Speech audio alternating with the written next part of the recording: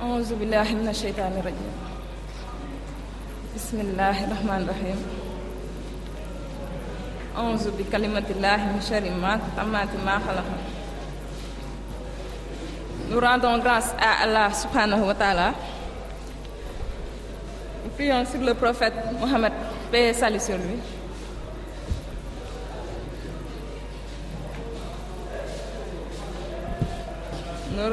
Nous rendons grâce à Allah subhanahu wa ta'ala. Nous prions sur le prophète Mohammed sallallahu alayhi wa sallam. Nous rendons grâce à notre révérend guide spirituel, Cheikh Ahmadou Bamba Khadim Rassoul, et celui qui nous a permis de bénéficier de ses fruits, Cheikh Ibrahima Fall. Et rendons grâce à Serigne Salim Mbacké, à qui nous avons dédié cette journée. Chers frères et sœurs en la foi, bonsoir. Nous sommes chargés donc de vous faire un exposé sur la mission de la femme musulmane. Comme nous le savons tous, le statut de la femme musulmane est un des grands apports de l'islam, qui, pour la première fois dans l'histoire de l'humanité, la traita avec beaucoup de considération, lui accorda des droits et lui conféra des responsabilités. Ainsi, elle est responsable, elle a un rôle à jouer, une mission à remplir. Cette mission peut être scindée en deux parties.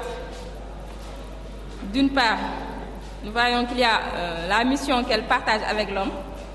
C'est la mission que tout homme est chargé de remplir sur terre, c'est-à-dire l'adoration d'Allah subhanahu wa ta'ala.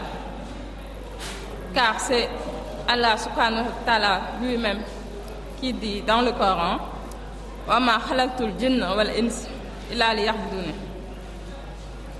D'autre part, il y a la mission qui lui est spécifique, qui revient au rôle qu'elle a dans son foyer auprès de son époux et de ses enfants. Sans tarder, nous allons commencer avec la mission d'adoration d'Allah subhanahu wa ta'ala. Cette mission qui tient en deux points, c'est-à-dire la pratique de la religion d'une part, les piliers de l'islam, donc, et d'autre part l'aspect comportemental. D'abord pour la pratique.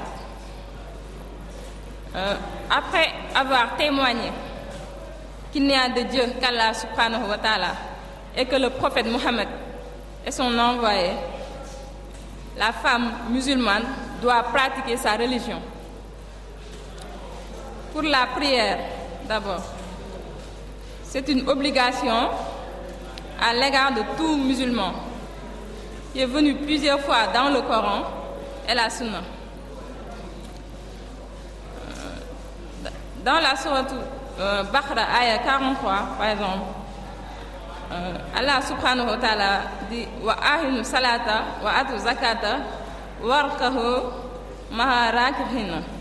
Accomplissez la prière et acquittez-vous de la zakat et inclinez-vous avec ceux qui s'inclinent. Et puis Dieu exhorte les croyants à respecter les prières et à les faire à leurs heures déterminées. Inna salata kanat alal mu'minina kitaban mawquta. Aussi, le prophète Mohammed, paix et salut sur lui, l'a beaucoup recommandé. Il dit même que les 5 prières sont comme une rivière qui coule devant votre maison et dans laquelle vous vous lavez 5 fois par jour. C'est ainsi que par les 5 prières, Allah subhanahu wa ta'ala efface nos péchés, nous lave de nos impuretés et de nos souillures. Mais ce qu'on remarque dans nos sociétés actuelles, c'est que les femmes négligent beaucoup la prière. Quand on appelle à la prière, des fois on a l'impression que le muezzin n'appelle que les hommes à la prière. Il y a les hommes qui vont faire leurs ablutions, qui vont prier, mais les femmes souvent sont souvent pris à d'autres choses des futilités qui n'ont rien d'important et ne prient pas à l'heure. C'est vraiment dommage parce que c'est une obligation à l'égard de tous les musulmans. Aussi la zakat qui est souvent recommandée en même temps que la prière. Les femmes doivent s'acquitter de la zakat aussi bien sur leur argent que sur leurs bijoux. Mais ce qu'on remarque pour la plupart, c'est que les femmes ont tendance à négliger aussi ces piliers de l'islam. Elles plutôt préfèrent dépenser leur argent en des futilités, des mondanités qui sont sans intérêt. Aussi, le jeûne a été recommandé à tous les musulmans, hommes et femmes. Dans le Coran, Allah subhanahu wa ta'ala dit Kutiba alaykum siyam kama kutiba alal lazi min hablikum lahallahum tattahun. Aussi, Allah dit que c'est lui-même qui va récompenser celui qui a jeûné, car il s'abstient du plaisir et de la nourriture juste pour la cause d'Allah. Ce qu'on remarque aussi, c'est que les femmes le prennent avec légèreté. Souvent, elles prétendent qu'elles ne veulent pas maigrir. Et là, négligent une obligation, un pilier de l'islam. Ou bien même, quand elles le font sans s'abstenir de comportements bannis par l'islam. C'est-à-dire, elles se mettent par exemple à médire les gens, ce qui est interdit par le prophète. Effectivement, le prophète Mohammed, paix et salut sur lui, dit que celui qui ne s'abstient pas des propos et des pratiques mensongères n'a pas besoin de s'abstenir du boire et du manger.